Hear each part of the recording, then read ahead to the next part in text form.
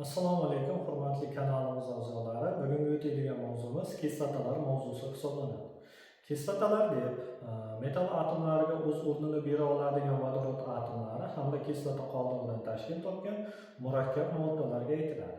Bu nima degani? Ya'ni qanday tushunib olishimiz mumkin?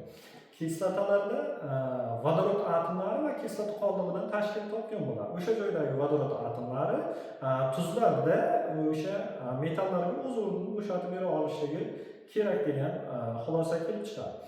Kislotalarning umumiy formulasini keladigan bo'lsa, HNKK tarzida ifodalanadi. Bu joydagi H vodorod atomlari bo'ladi. Mana KK degani kislota qoldig'i hisoblanadi. Mana bu N esa kislota qoldig'ining valentligi. Masalan, biron bir kislotani ko'rib chiqadigan bo'lsak, masalan, sulfat kislota H2SO4. Mana shu joyda mana vodorod atomlari bor. Vodorod atomlari soni 2 ta.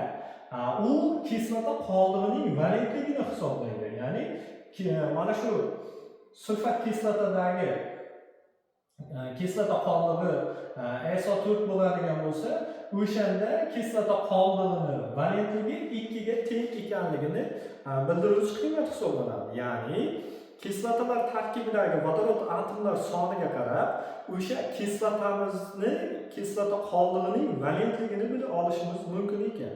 Xo'sh, kislotalar o'zi nechaga bo'linadi? Kislotalar 2 ga bo'linadi. Ya'ni toifalanishiga qarab, uni vodorod atomlari soni toifalanishi mumkin va kislorodlarga qarab toifalanishi mumkin. Kislorodlariga qarab toifalaydigan bo'lsa, kislotalarimizni o'zi 2 ga bo'lishimiz mumkin. Ya'ni kislorodli va kislorodsiz kislotalarga bo'lishligimiz mumkin. Kislorodsiz kislotalarga nimalarni misol qilib keltirishimiz mumkin? Xlorid, bromid, yodid, sianid kislotalarni misol qilib keltirishligimiz mumkin. Kislorodli kislotalarga bo'ladigan bo'lsa, sulfat, nitrat, ortofosfat kislotalarni misol qilib keltirishligimiz mumkin. Vodorod atomlar soniga qarab bo'ladigan bo'lsak, vodorodlarni soniga qarab ular 1 negizli, 2 negizli, 3 negizli, ko'p negizli kislotalarga bo'linadi. 1 negizli kislotalar deb nimaga aytiladi? O'sha kislotamizning tarkibida vodorodlar soni bitta bo'lsa, bu 1 negizli kislota deb ataladi.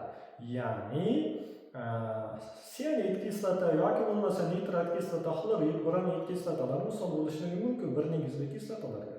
Vodorod atomlar soni bitta bo'ladi. 2 negizli kislotalar, ya'ni vodorod atomlar soni 2 tadan bo'lgan kislotalarni misol qilib keltirishligimiz mumkin. Bu kislotalarga sulfat kislota, sulfid kislotalarni misol qilib keltirishligimiz mumkin.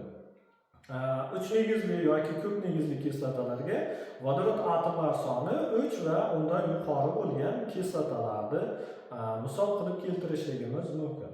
Bugungi o'tadigan mavzumiz kislotalar mavzusi edi. Kislotalar haqida atroflicha tushunchaga ega bo'ldingiz degan umiddamiz.